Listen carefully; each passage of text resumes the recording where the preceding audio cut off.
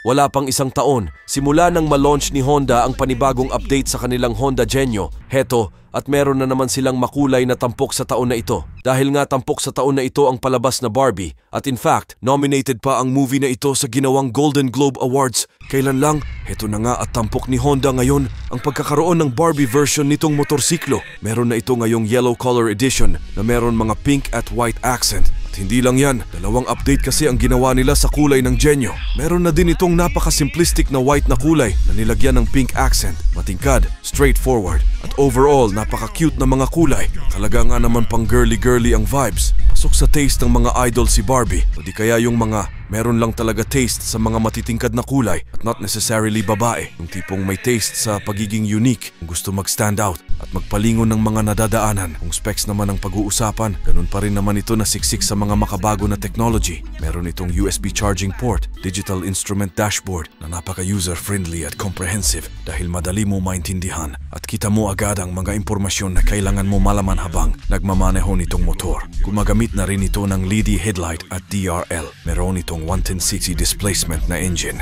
single cylinder, fuel injected, single overhead cam at air-cooled na engine. Ang makina nito ay meron na din enhanced smart power technology ng Honda. Efficient ito mangonsumo ng gasolina na pumapatak sa 60 km bawat litro.